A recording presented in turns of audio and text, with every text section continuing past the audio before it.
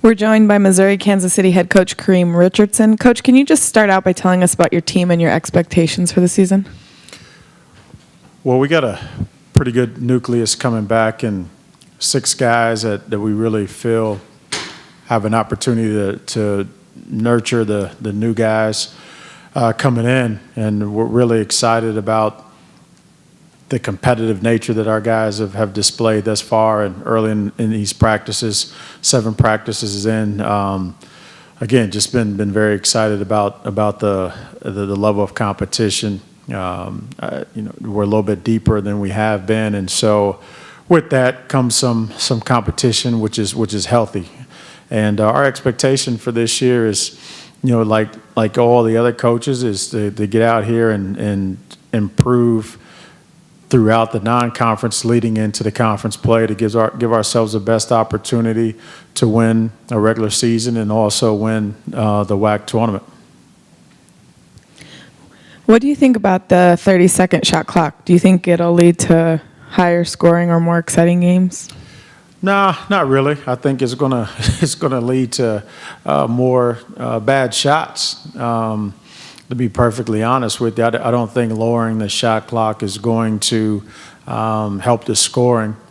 But if the officials are going to do what their, the emphasis are in terms of calling the game a lot tighter and freedom of movement, so to speak, I think there'll be a lot more free throw shot. Consequently, because of the way the emphasis should be this year and throughout the whole year. So I think that's going to be the reason the scoring will go up, not because of the shot clock. What about any of the other rule changes, like the bigger restricted area or the end of the 5-second rule? Do you think any of those will have a substantial impact? Yeah, I do. I think the 5-second, or now not having the 5-second count on the dribble, is going to teams that have really good guard play. I think it's going to be a huge advantage for them, simply because they can't. I think they'll dominate the basketball and make it very tough, especially late games when you're trying to maybe get some turnovers, get a 5-second count that you could in years past. But now that that's gone, I think that's going to be very impactful down the stretch for teams that have really strong ball handlers. The thing that I'm excited about for us, the way we're wanting to play and press and some things, is the 10-second, where I thought teams in the past have gotten penalized for deflections in the backcourt, and now having the 10-second reset. Now that if we get some deflections back there or maybe get a held ball and it goes back to the offensive team, that 10 seconds won't reset. So I think that's one I think will be beneficial for us especially. You returned reigning WAC Player of the Year, Martez Harrison. Can you talk about Martez and what he means to your team? Well, he's the heart and soul of our team, no question about it. He's a tremendous scorer. People, for whatever reason, I don't think he's gotten his credit for his defensive prowess. I mean, the 2 years he's been in the league, he's been one of the league leaders in steals. And then for whatever reason, I think that's been overlooked. Thing I'm excited about, his maturity off the floor.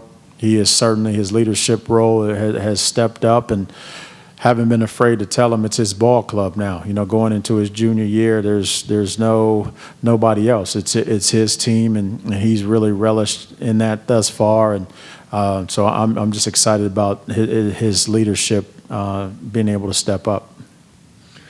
You just said this was Martez's team, but what other players are you expecting big things from this year to step up into greater roles?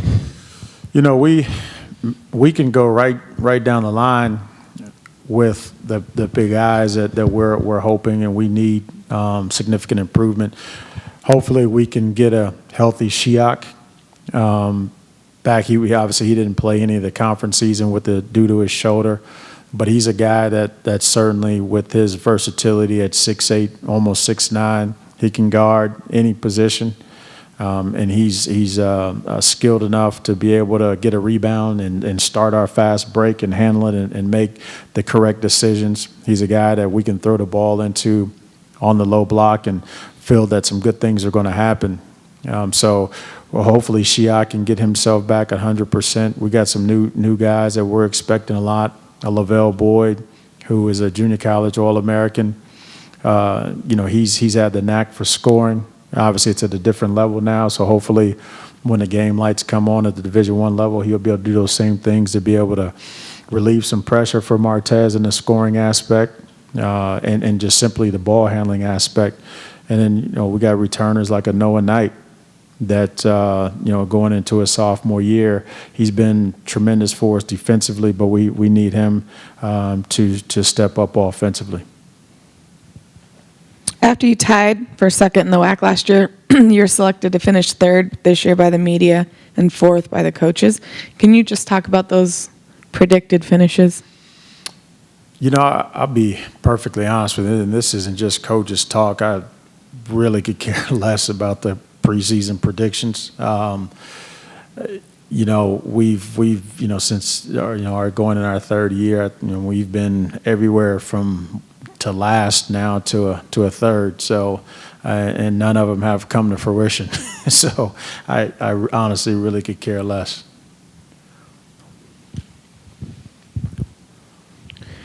Last year, UMKC won a game in the tournament, the program's first conference tournament victory since 2007. Can you talk about that experience and how you build on it this season? Yeah, that was, we were expecting, I'll be honest with you, a tad bit more last year in our conference tournament, but finally breaking that rock or at least chipping away at the rock, so to speak, to get a win in a conference tournament certainly is going to give the nucleus of the guys that we have back, those 6 guys that we got coming back, to some confidence that they've gotten a little bit of a taste of some tournament success a little bit.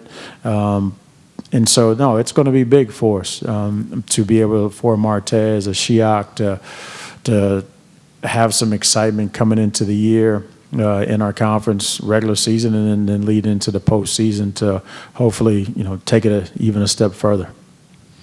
You seem to have a pretty loaded schedule with some big name schools at Minnesota, Drake, Iowa, at Oklahoma State, hosting Mississippi State. Could you just talk a little bit about your scheduling philosophy and also just about what those games will do for your program? Yeah, very, very tough non-conference schedule. Our philosophy is we want to be challenged in the non-conference.